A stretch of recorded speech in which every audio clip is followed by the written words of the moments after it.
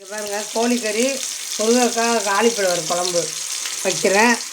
கறியை தயிர், மிளகாத்தூள், மஞ்சத்தூள் எல்லாம் போட்டு இஞ்சி பூண்டு போட்டு பிரட்டி ஊற வச்சுட்டேன். அரை மணி நேரம் அது ஊற வச்சு இப்போ அது தாளிச்சுக்கிறேன். பாருங்கள், இதில் இஞ்சி பூண்டு போட்டுக்கேன், தக்காளி, வெங்காயம் இதெல்லாம் போட்டு பட்டைக்கரை மிளகாய் எல்லாம் போட்டு அரைச்சி வச்சுருக்கேன். இதை கொஞ்சம் ஊற்றிக்கணும். ஊற்றிக்கிட்டு எண்ணெயில் அதை போட்டுடணும். எண்ணெயில் இந்த கறியை போட்டுடணும். கறியை போட்டு நல்லா கொஞ்சம் வதக்கணும். வதக்கிட்டு மல்லித்தலை, புதினா தலை, இந்த அரைச்சி வச்ச விழுது போட்டுடணும். தக்காளி, வெங்காயம், பட்டைக்கரை மிளகாய், சோம்பு போட்டு அரைச்சிருக்கேன் நானும். அதையும் ஊற்றிடணும்.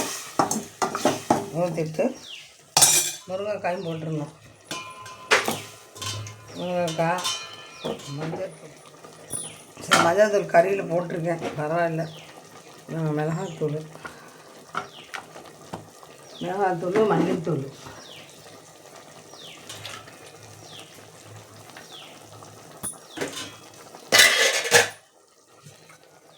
தண்ணி ஊற்றி வேக வரணும். இந்த இதையும் கொஞ்சம் அலசி வச்சிடணும்.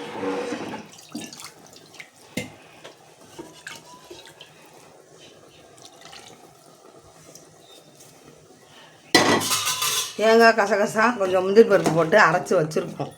அதான் இது காய் வெந்தவனும் கறி வெந்தவனும் ஊற்றணும். 10 நிமிஷம் உங்களுக்கு உப்பு எல்லாம்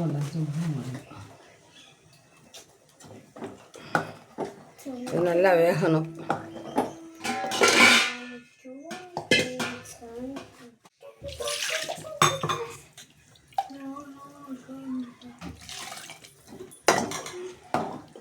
மஞ்சள் தூள்லாம் போட்டாச்சு. மூடி விட்டு கொஞ்சம் நல்லா வேகணும். இது வெந்தோடனே தேங்காய் ஊற்றி கொஞ்சம் புளி ஊற வச்சுருக்கேன். புளி ஊற்றணும். வெந்துருச்சு நல்லா முருங்கைக்காய். வெந்துருச்சு முருங்கைக்காய், கறி எல்லாம் இருந்துச்சு. இப்போ தேங்காய் ஊற்றிடுறேன்.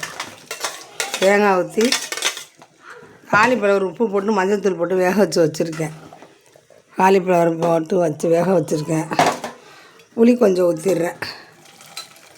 கரைச்சி வச்ச புளி ஊற்றி, எப்போவுமே கோழிக்கறி குழம்புக்கு புளி கொஞ்சம் ஊற்றணும். மறுநாள் வச்சாலும் விஷம் இருக்காது.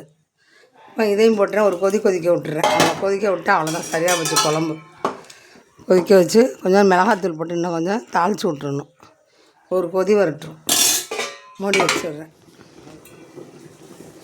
மூடி வச்சுருக்கேன். குழம்பு இங்கே பாருங்கள், நல்லா கொதிச்சிருச்சு. எடுத்துடலாம். எல்லாமே வெந்துருச்சு. இங்கே காமி, காலிஃப்ளவர், கறி, முருங்கைக்காய் எல்லாம் வந்துருச்சு. இப்போ அவ்வளோதான், மிளகாத்தூள் போட்டு தாளிச்சிட வேண்டியது. அவ்வளோதான். வரப்புட்டு